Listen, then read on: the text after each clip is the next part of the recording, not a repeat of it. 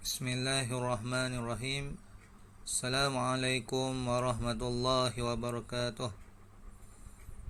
Alhamdulillah, kita sambung pelajaran kita subjek akidah. Tajuk kesan mempercayai Allah Subhanahu wa taala bersifat hayyah. Okey, kamu ingat lagi tak apa maksud hayyah? Hayyah bermaksud Allah itu hidup.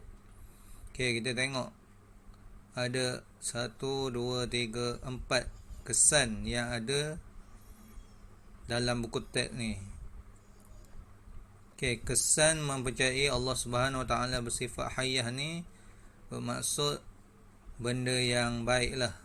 Okey, perkara yang baik. Okey, kita tengok yang pertama. Sentiasa mengagungkan Allah Subhanahu Wa Taala. Okey, apa itu mengagungkan? Okey, kita memuji Allah Subhanahu Wa Taala. Okey. Kalau kita tengok kan, Allah ni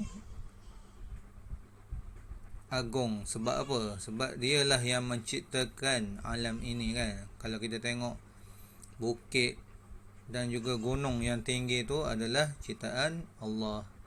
Dan juga kalau kita tengok sungai dengan laut kan, yang luas terbentang, tu semua adalah ciptaan Allah. Okey, kita menceritakan kepada kawan-kawan, kepada budak-budak kecil kan. Kamu darjah 6, darjah 5 sekarang. Kamu bercerita kepada adik-adik yang bawah kan, bercerita keagungan Allah Subhanahu Wa Taala. Okey, seterusnya yang kedua, bila kita mempercayai Allah bersifat hayyah, okey, kita akan sentiasa menginsafi kelemahan diri kita. Okey, kita akan rasa lemah kan, sebab Allah ni maha berkuasa kan. Allah ni kuat. Siapalah kita kan tanpa Allah Subhanahu Wa Taala. Okey, jadi kalau kita menginsafi ni, kita tidak akan buat tak baik kepada kawan-kawan. Contohnya, kita tidak akan membuli kawan-kawan kita. Kita akan berkawan dengan baik dengan semua orang. Tiada unsur buli tiada unsur pukul memukul, dan juga melayanlah baik sesama manusia. Okey, seterusnya yang ketiga, sentiasa meyakini bahawa semua makhluk di alam ini akan binasa. Okey, bila kita percaya ni Allah je yang bersifat hidup kita manusia, binatang yang kita, haiwan peliharaan yang kita sayang pun akan mati kan. Pokok-pokok semua ni akan mati. Yang tinggal hanya Allah Subhanahu Wa Taala. Okey. Hidup di dunia ni tak akan kekal abadi.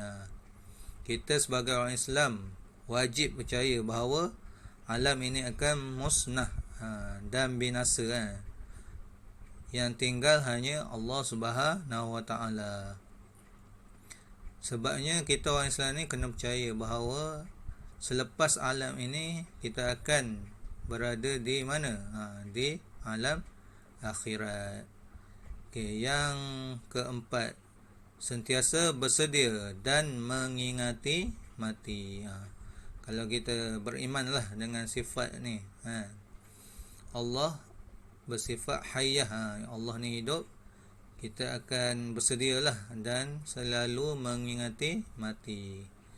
Kita manusia ni akan menghadapi mati. Tak kiralah umur muda ke, tua ke, bayi ke, semuanya akan mati dengan izin Allah kan. Okey, di antara kita ada adik-beradik yang meninggal dalam kandungan kan. Sama dengan Mu'alim, ada anak yang meninggal dalam kandungan. Ada juga di antara kita ada adik-beradik meninggal umur baru darjah 3 kan, contoh. Dan ada juga kita menghadapi kematian nenek ataupun datuk kita yang dah tua kan, umur 60 tahun ke atas. Jadi dengan kita beriman ataupun kita percaya Allah bersifat hayah ni, akan empat benda ni kita akan berpegang benda baik ni kita akan berpegang seumur hidup kita kan. Sebagai orang Islam, kita wajib percaya Allah bersifat hayah. Okey, Mak Alin rasa cukup sampai di sini saja. Mak Alin harap kamu dapat fahamlah kesan mempercayai Allah Subhanahu Wa Taala bersifat hayah ni adalah perkara yang baik. Wallahu alam. Assalamualaikum warahmatullahi wabarakatuh.